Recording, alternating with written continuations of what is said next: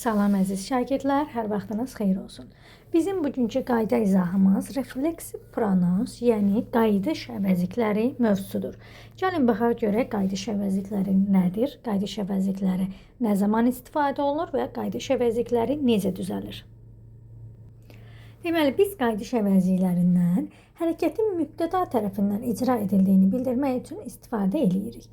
Qayıdış əvəzikləri təkdə olan əvəziklərin sonuna self, cəmdə olan əvəziklərin sonuna self şəkilçisi artırmaqla düzəlir. Gəlin baxaq görək, təkdə olan qayıdış əvəziklərimiz hansıları idi? Məsələn, I, mən bir şəxsdən söhbət gedir, you, sən bir şəxsdən söhbət gedir, he, o kişi cinsi, she, o qadın cinsi, it, o cansız. İndi mən özüm demək istəyirəmsə, mən tapşırıqlarımı özüm yazıram məsələn. Demək istəyirəmsə, bu zaman olur I, myself. Myself, self şəkilçisi artırırıq. Yourself, himself, herself və itself. Cəmdə olanlar isə self şəkilçisi artırmaqla düzəlir. Məsələn, we deyəndə biz artıq birdən artıq insandan söhbət getdiyini nəzərdə tuturuq və olur we, ourselves, you burada siz mənasındadır. Bilirik ki, you həm sən, həm də siz deməkdir. You olur yourselves, they olur themselves.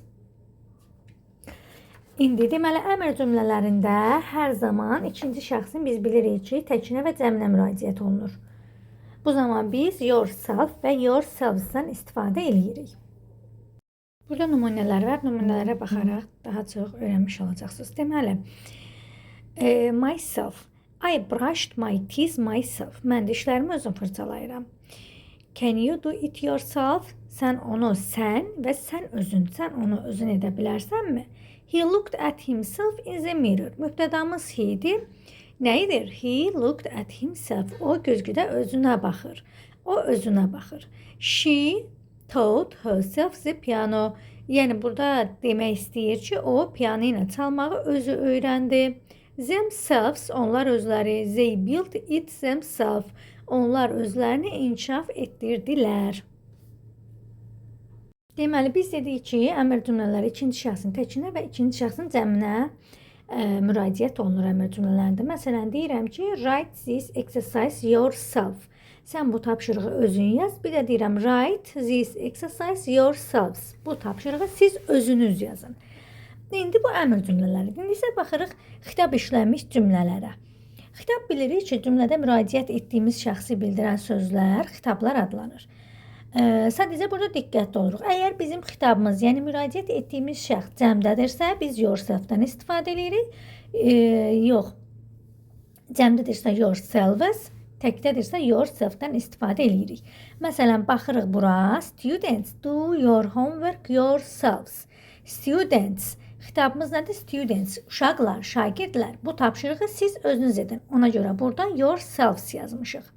Digər tapşırıqda bir nəfərə müraciət edirik. Məsələn, Kamil, ev tapşırığını özün et. Kamil, do your homework yourself.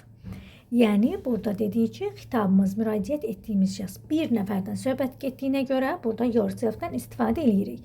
Ümumiyyətlə, bir də let's-lə başlayan cümlələrdə məsələn, let's do.